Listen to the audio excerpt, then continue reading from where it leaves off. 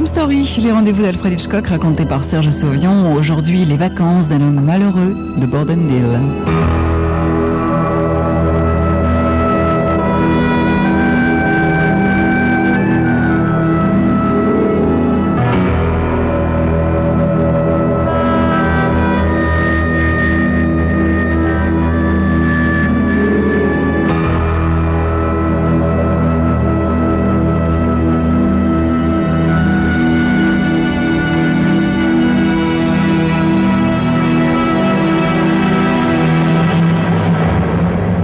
John Smith était sur la plage quand il entendit frapper à sa porte.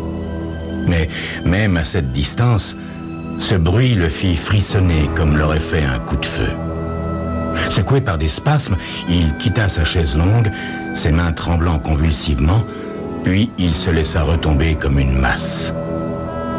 Ce n'était que le garçon de l'hôtel qui apportait son petit déjeuner sur un plateau.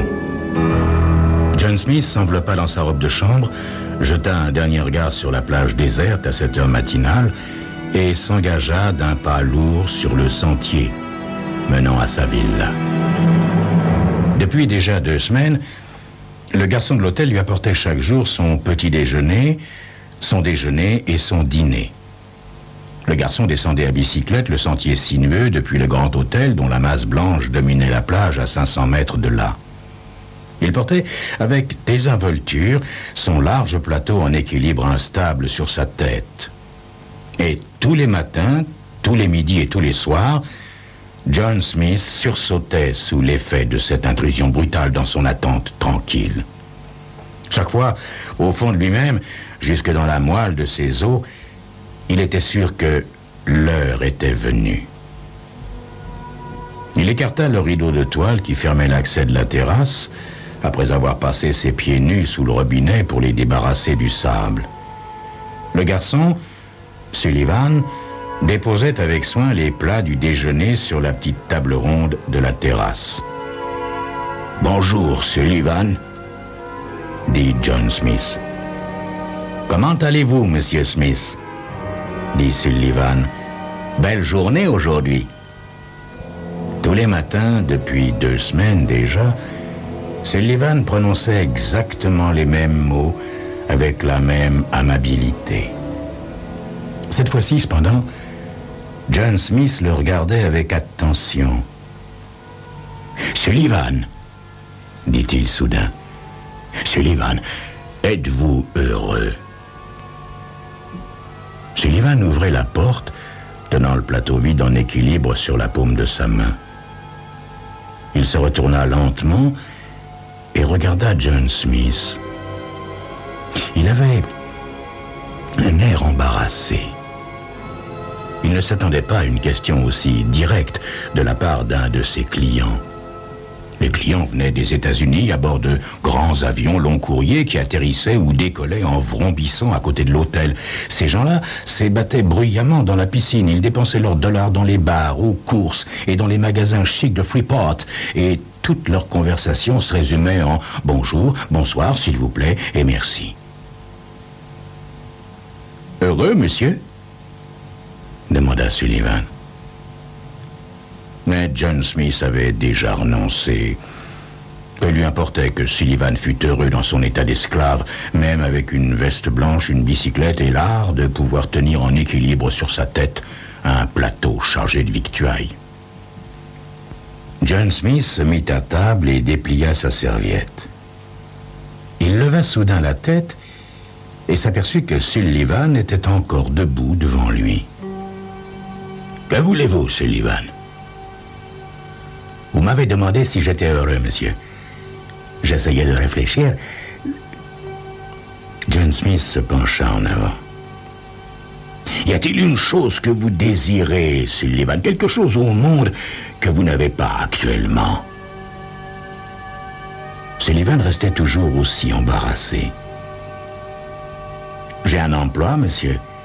C'est une bonne place et personne dans ma famille n'en a un qui le vaille. J'ai une bicyclette à moi et un de ces jours, si je donne satisfaction et si je reste assez longtemps, je remplacerai Félix comme maître d'hôtel. » « Oui, monsieur. Je suis heureux. » Aimeriez-vous partir pour les États-Unis, Sullivan? Aimeriez-vous devenir citoyen américain?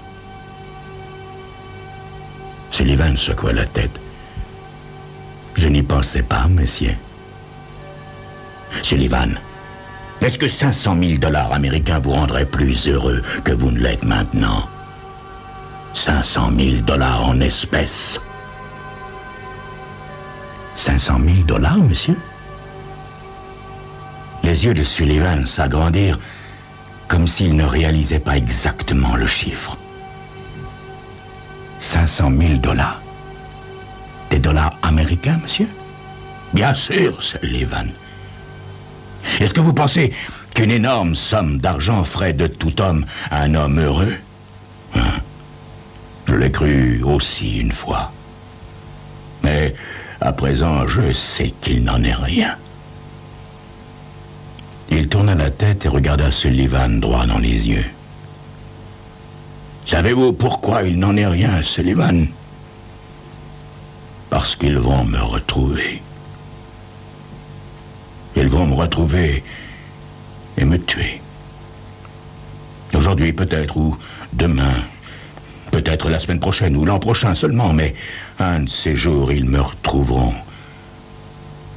Ils me retrouveront. Et alors ils me tueront.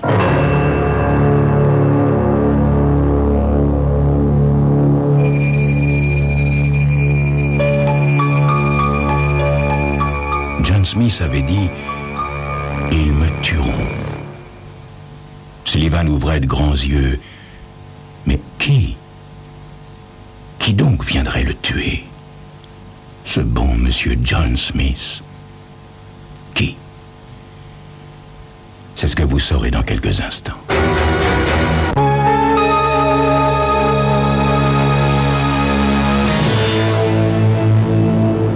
Sullivan le regardait encore tout hébété. Il tenait le plateau d'une main et la porte de l'autre, immobile, comme une statue de nègre vénitien. Voyez-vous, Sullivan, j'ai 500 000 $, moi. Et je ne suis pas heureux. Jamais autant que maintenant, John Smith n'avait réagi comme un misérable comptable, car il se rappelait les pots de vin qu'il lui avait fallu verser pour passer l'argent à la douane. Sullivan continuait de le dévisager, et cela le rendait furieux. « Vous ne me croyez pas, Sullivan, n'est-ce pas? Eh bien, approchez, je vais vous le prouver. » John Smith entra dans la chambre de la villa. Il en sortit en traînant une valise de toile bleue qui ressemblait à un accordéon bourré de papier. Il tira la valise sur la terrasse et s'agenouilla en fouillant dans ses poches pour trouver son trousseau de clés.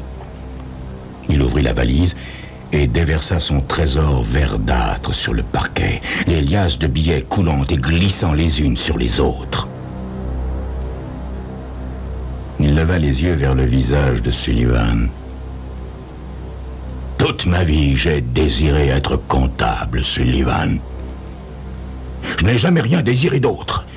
J'ai mené à bien mes études dans une école de commerce, en travaillant toute la journée et en étudiant pendant la moitié de mes nuits.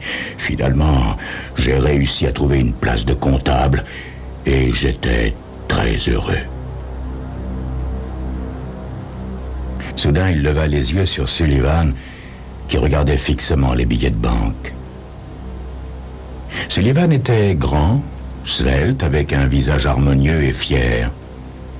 Bien que John Smith ait mangé plus de viande en un an que Sullivan sa vie entière, celui-ci possédait une musculature fine et polie et sa peau dénotait une santé excellente. John Smith, au contraire, était courteau, replet, avait le souffle court et se fatiguait vite, même quand il nageait dans l'eau calme de la plage. Oui, Sullivan. J'étais heureux alors. Je croyais l'être, en tout cas. J'ai travaillé 5 ans comme comptable, tout ce temps-là dans la même société, et puis j'ai changé pour avoir de l'argent. L'envie de gagner de l'argent de n'importe quelle façon a pénétré en moi. Je ne sais pas pourquoi. On ne ne s'attend pas à gagner de l'argent dans l'emploi de comptable. Pas beaucoup, en tous les cas. Et cela, je le savais depuis le début. Mais on m'offrit un emploi de comptable qui gagnerait beaucoup plus d'argent que n'importe quel expert comptable ne pourrait en gagner en un an. Vous m'écoutez, Sullivan? Oui, monsieur, dit Sullivan, comme émergeant d'un rêve. Ses yeux fixèrent John Smith, puis s'abaissèrent irrésistiblement vers l'argent plusieurs fois de suite. C'était un emploi dans le syndicat du crime, continua John Smith. Un emploi de comptable dans leur loterie clandestine. On exigeait une grande discrétion et beaucoup de savoir-faire, ainsi que du dévouement. Je possédais toutes ces qualités. John Smith se baissa et ramassa une des liasses de billets. Il la faisait danser dans sa main d'un air absent, en la considérant comme hypnotisée. Et les yeux de Sullivan regardaient l'argent sauter entre ses doigts. Et je fus de nouveau heureux, Sullivan. Cette fois, pendant plus de 3 ans. Je me mariais même grâce au gros salaire que je gagnais et je me fis construire une villa à la campagne. Je changeais de situation et devins coulissier et agent de publicité. Je me faisais de l'argent à la bourse et je lisais tous les jours la cote des valeurs. Mais dès ce moment-là, il me fallut encore plus d'argent, Sullivan, toujours plus. C'était une faim qui me dévorait. Mais de quel droit me dénoncerait-il à la police pour détournement de fonds? Mes employeurs eux-mêmes étaient des escrocs. De toute façon, ce ne serait donc pas du vol. J'attendis donc mon heure, jusqu'à ce que j'aie amassé 500 000 $. Bref, jusqu'à ce que j'estime que ça valait la peine de courir le risque. Alors, je filai. Je m'enfuis vers des pays plus chauds et vers des temps meilleurs. Soudain, John Smith frissonna. La matinée était chaude, la brise douce et agréable au large des Caraïbes, et pourtant, il frissonnait. Brusquement, ces frissons se changèrent en un tremblement convulsif qu'il ne pouvait plus dominer. Ses mains se joignirent et se crispèrent, et il retourna vers la table. Il saisit une tasse de café et but le liquide chaud. Le café lui fit du bien et le calma. Ils ont leur propre police, leur organisation spéciale, Sullivan. Elle est bien plus efficace que je ne le pensais. Ils ont failli m'avoir à Mexico. Je me suis enfui de justesse. Mais un de ces jours...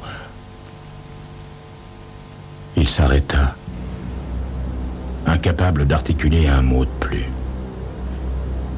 Il alla jeter un coup d'œil derrière les murs de bambou de la villa, craintivement, comme s'il entendait leurs pas lourds de tueurs à gages sur les trottoirs de béton qui reliaient entre elles les villas.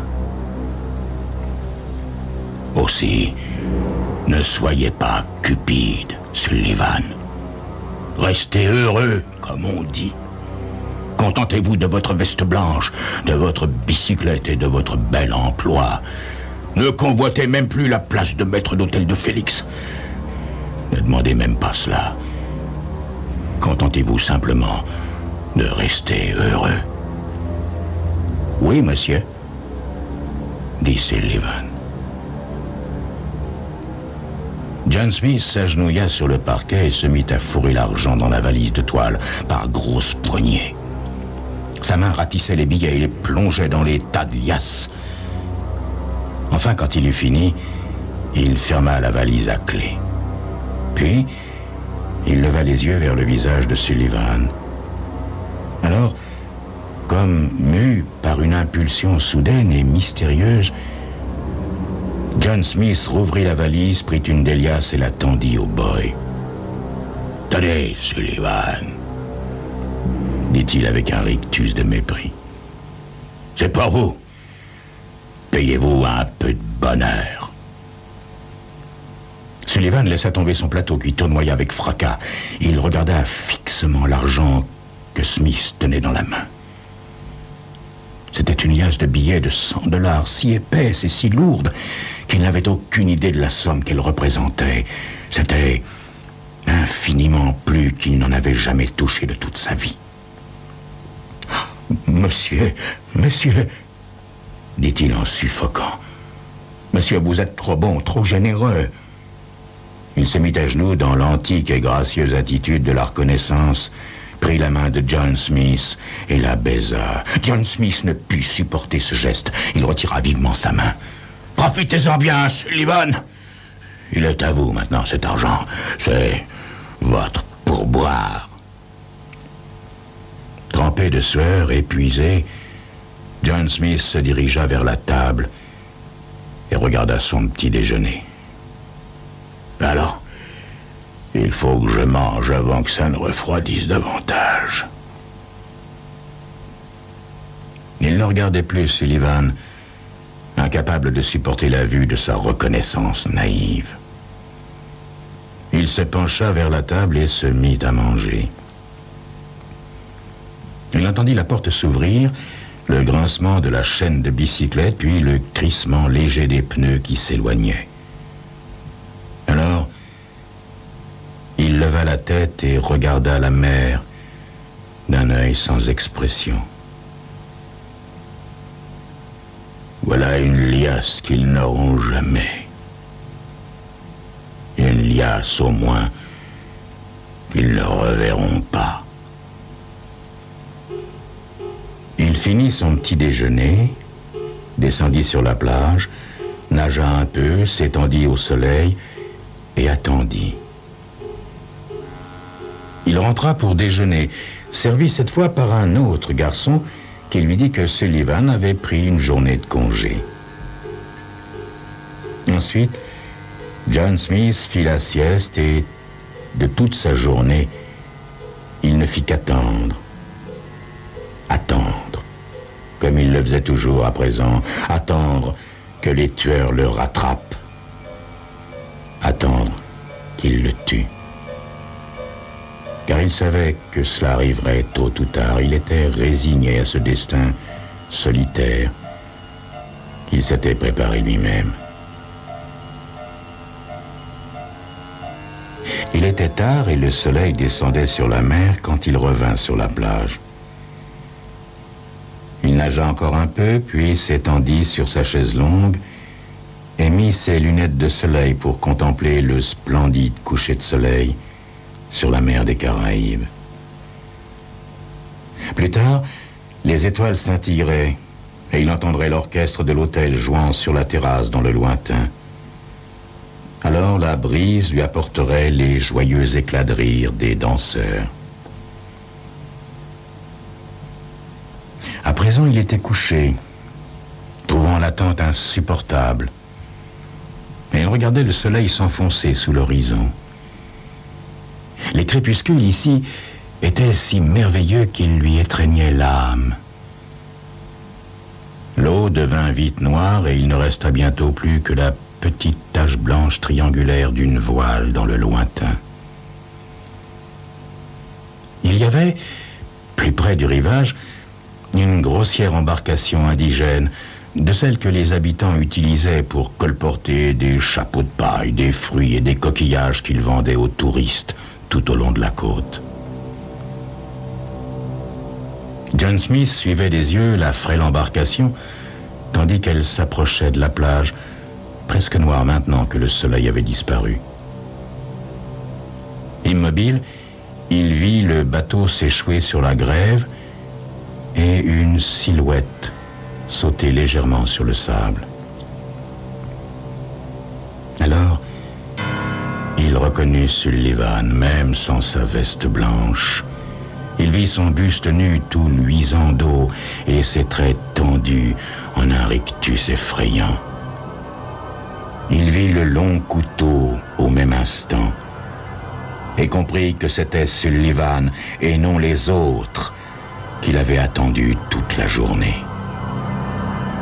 Il avait senti, à la seconde même où il lui tendait la liasse de billets, que Sullivan reviendrait chercher le reste de l'argent. Mais il n'avait pas voulu se l'avouer. Par ce seul geste, il avait choisi son tueur. Il savait qu'il était totalement inutile de tenter de s'échapper. Il ne voulait même pas essayer. Mais il se leva et commença à courir pesamment dans le sable. Derrière lui, il entendait de plus en plus distinctement le halètement apeuré de Sullivan qui, pour $500 000, allait lui trancher la gorge.